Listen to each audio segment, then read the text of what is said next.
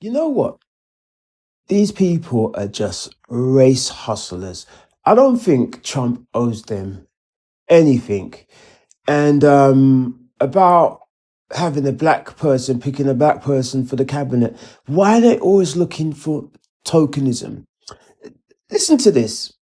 Pick his cabinet and to promote people that he believes is going to accomplish that mission.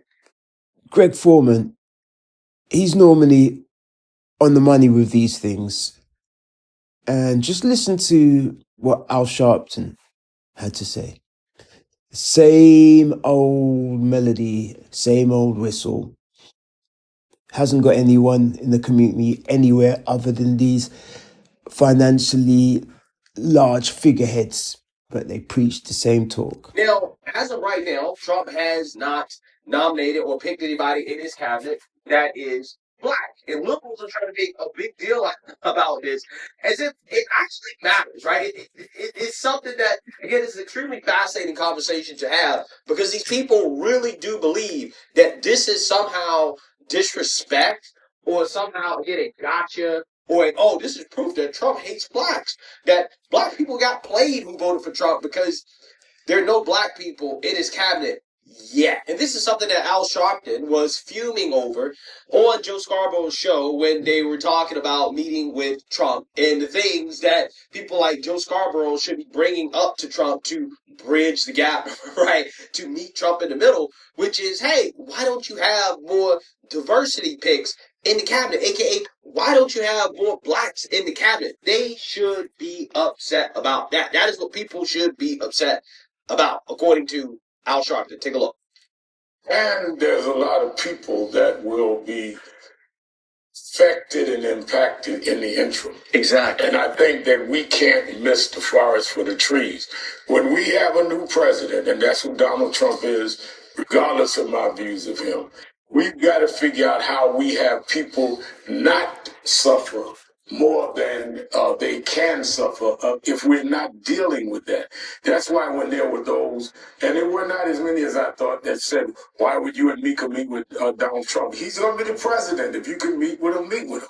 That, to me, is no different than when people said to me, why would Kamala Harris go talk to Brett Baer? So on one side, she can talk to Brett Baer, but on the other side, he shouldn't come on Morning Joe. I don't think we've got an equal judgment here because I think all sides need to be talking all sides. Now, that's not my role. Donald Trump called me after he won the first time. I wouldn't meet with him because I felt that it would be a photo op and he promoted wrongly, right. Even though we should be discussing issues and we have talked on the phone since then. But I know he's a promoter. If he'd been born black, he'd have been Don King. That's what he does well. Right. But I think that what we need to do is deal with the issues that's going to impact people. I would say, I hope in your conversations. So he has to interject there that Donald Trump is a promoter. How do you think a president gets to win the election? You promote your policies and what you can bring to the table. How did he get to where he is on that panel with CNN and his charity that brings in hundreds of thousands every year to his increase his coffers? Promotion. They bring these issues, points up like they're bad things, sins or something. My word. You should ask Donald Trump. You talked about black men would be with you. Where's a black man being nominated by you for your cabinet? Has anyone noticed there's no black that has been nominated on his cabinet? That needs to be raised, right? Rather than who's talking. Raised? I'll raise it again. Why are these people always looking for tokenism? If somebody is suitable, they have the skills, they can bring something valid to augment what he's looking for within his administration, then I'm sure they'll be added to the list. Otherwise, this tokenism thing hasn't favored anybody in the short of anyway. Continue. Let's deal with what we're talking about. Yeah. So you see that you're now. Clearly, some people on the left haven't learned. They will never learn. The race hustlers won't learn because the only thing they have is the race hustle. That's what I was trying to say. They haven't learned. Some of them don't seem like they want to. Right? So they can't talk about politics without examining it through the lenses of race, right? So therefore, they will always, always, always examine everything through the lens of race, because that's how they make their money, right?